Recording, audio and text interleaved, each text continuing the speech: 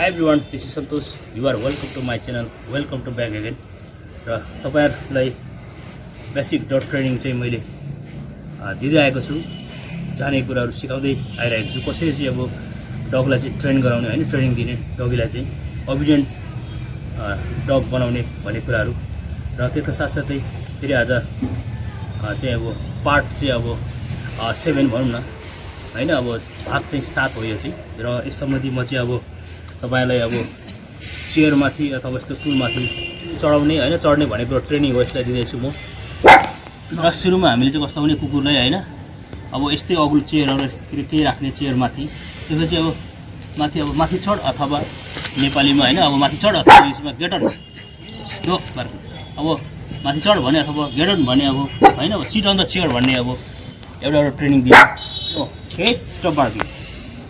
सुरुमा हामीले चाहिँ कस्तो भने माथि चढ भन्ने अथवा गेट अन, अब सिट अन द चेयर भन्ने हैन, अब त्यसपछि माथि चढ भन्ने, अनि यसलाई चाहिँ कस्तो गर्ने भने माथि चढ भन्ने, अब माथि चढ भन्ने अनि खानेकुरो केही दिने, माथि चढ भने यसो डोरी तान्ने माथि चढ, त्यसपछि माथि चढ भन्ने खानेकुरो दिने, अब यसो चढ्छ अनि केही कुरो खानेकुरो दिने, फेरि अब तल झर भन्ने अथवा गेट अफ भन्ने हैन, फेरि यो खानेकुरो दिने, फेरि माथि चढ भन्ने, फेरि get on sit on the chair भन्ने, फेरि केही कुरो खाने दिने हैन, त्यसपछि गेट अफ भन्ने अथवा गेट डाउन भन्ने, गेट अन अथवा गेट डाउन भन्ने, त्यसपछि तल झर्छ अनि फेरि खानेकुरो दिने। त्यस कन्टिन्युसन फेरि अब हामीले सिस्टम माथि चढ भने अथवा get on sit on the chair good. फेरि अब हामीले के भने फेरि खानेकुरो दिने, माथि चढ्छ हैन, फेरि get up get down good job, फेरि केही कुरो खानेकुरो दिने। यसरी कन्टिन्युसन हामीले गर्ने हैन, माथि चढ तल झर, माथि चढ तल झर। सुरुमा मान्दैन हामीले, डोरीले जबरजस्ती तानेर माथि चढ भन्ने यसरी दिने, माथि चढ भन्ने, त्यसपछि चढ्छ अनि खानेकुरो चाहिँ दिइहाल्ने। सुरुमा मान्दैन, जबरजस्ती डोरीले तानेर हामीले माथि चढ भने माथि हैन गरिदिने, भएन भने तलबाट पुसअप गरेर ठेलेर माथि चढ भनेर माथि पठाइदिनु पर्छ। फेरि तल झर भन्ने तल झार्ने, फेरि तलबाट पुसअप गरेर माथि चढ भन्ने माथि राखिदिने, अनि फेरि खानेकुरो दिनुपर्छ। खानेकुरो चाहिँ कन्टिन्युसन दिइराख्नुपर्छ, अनि प्रलोभनले गर्दाखेरि उनीहरूले गर्छ। Okay, get on get down, okay यसो गर्ने हैन, अब कन्टिन्युसन गर्छ। अब यसले चाहिँ अब पुरै अब सिकेको छ भनेको मान्छ, र हामीले पनि त्यसलाई कन्टिन्युसन दिनुपर्छ। अब तलबाट मानेन भने हामी तलबाट ठेले यसरी माथि चढ गेट अन माथि चढेर अब सिट भन्ने, सिट गुड सिट। त्यसपछि हामी खानेकुरो के दिनुपर्छ हैन, खानेकुरो दिने, गेट डाउन गेट डाउन गर्ने, फेरि गेट तल झर्छ अथवा हामीले डोरी तानेर झार्नुपर्छ, अनि फेरि केही कुरो खानेकुरो यसरी दिने हामीले हैन। अब मैले चाहिँ खानेकुरो दिएको छुइनँ, खानेकुरो दिने। त्यसो गरेपछि कन्टिन्युसन दिएपछि यसले लास्टमा सिक्छ, खानु दिनुपर्छ, खानु चाहिँ दिनैपर्छ अनिवार्य। खान अब दिन्छ भन्ने आश हुन्छ, प्रब्लम हुन्छ, त्यसले गर्दाखेरि कन्टिन्युसन यिनीहरूले काम गर्नुसक्छ। ओके, त्यो हो। सपोज अब यसले चाहिँ पुरा ट्रेनिङ गरेको छ यसले हैन, get on sit on sit good job, get down good job, come here get down no sit come here. अब यसले चाहिँ यसरी हैन, अब यसले चाहिँ ट्रेनिङ पुरै पाएको छ हैन, यसले ट्रेनिङ पाइसकेको छ, यसले गर्दाखेरि पुरा बुझ्छ। अब माथि चढ भन्दा चढ्छ। अब कुन ल्याङ्ग्वेज प्रयोग गर्ने, नेपाली गर्ने कि इङ्ग्लिस गर्ने हैन, तर एउटै प्रयोग गर्नुपर्छ हामीले, प्रायः चाहिँ इङ्ग्लिस कि नेपाली गर्दाखेरि। अब माथि चढ गेट अन भन्यो भने कन्फ्युज हुनसक्छ हैन, अब गेट अफ अब भन्यो भने अब अथवा हैन, अब तल झर भन्यो भने त्यसरी चाहिँ अब यिनीहरू चाहिँ झुकिन्छ। त्यसै गरी हामीले चाहिँ एउटै ल्याङ्ग्वेज प्रयोग गर्नुपर्छ, त्यो चाहिँ बेटर हुन्छ। ओके, अब यसलाई अब म्याटमा बस भन्ने कुराहरू हुन्छ। सपोज अब एउटा हैन, म्याट मैले यहाँ अब राख्छु, यसलाई अब म्याटमा बस भन्नको लागि म्याटमा बस भन्ने कि त हैन, सिट अन द म्याट भन्ने त्यो ट्रेनिङ पनि दिन सकिन्छ। सुरुमा चाहिँ अब कुरो बुझ्दैन यसले हैन, अब सिट अन द म्याट भन्ने अब डोरीले तानेर म्याटमाथि बसाउने, अनि सिट भन्ने तल बस्छ।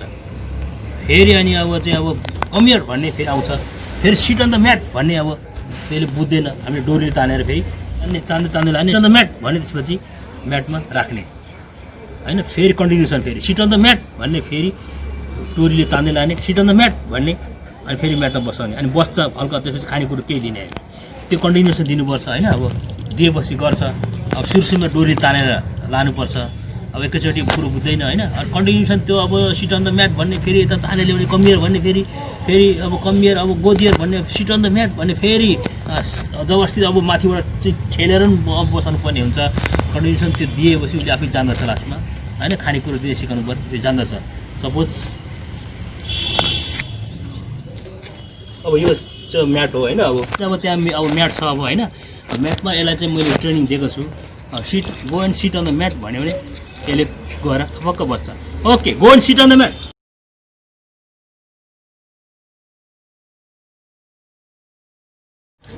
Good job. Come here. अब यसो गर्ने, अब सुरु मान्दैन फेरि। अब फेरि यसले गएर फेरि म्याटमा बस भन्दा फेरि बस्छ। Go and sit on the mat. Sit on the mat. Okay, good job. Come here. Good job. Go and sit on the mat. Head down. Put head up. Good job.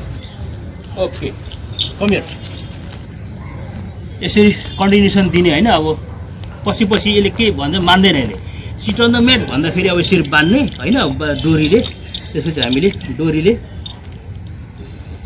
तान्दैन। खानेकुरो के दिनुपर्छ, अब मैले त खानेकुरो के दिएको छुइनँ होइन। अब तान्दै लाने अनि यस्तो गर्ने। सिट अन द म्याट भन्ने मान्दैन, सुरु बुझ्दैन। सिट अन द म्याट भने माथिबाट यस्तो पुसअप गर्ने। सिट अन द म्याट माथिबाट पुसअप गर्ने। सिट अन द म्याट यस्तै गर्ने। फेरि स्ट्यान्ड अप भने उठ्छ। फेरि यता तानेर कमियर भन्ने, तानेर भने कमियर भन्ने, फेरि खानेकुरो दिने, फेरि कमियर भने, फेरि यता यहाँ लाने। Sit on the mat, sit on the mat भने बुझ्दैन। जबरजस्ती माथिबाट यो गर्ने। सिट अन द म्याट भन्ने यसो गर्ने, माथिबाट पुसअप गर्ने। Sit on the mat, sit on the mat यस्तो गर्छ हो यसले। अब यसले चाहिँ बुझ्छ अब होइन। अब सबै बुझ्छ ट्रेनिङ दिएको कारणले। Okay, go and sit on the mat. Come here. Good job. Good sit. Good job. अब यसरी कन्टिन्युसन दिने होइन। अब okay, go and sit on the mat.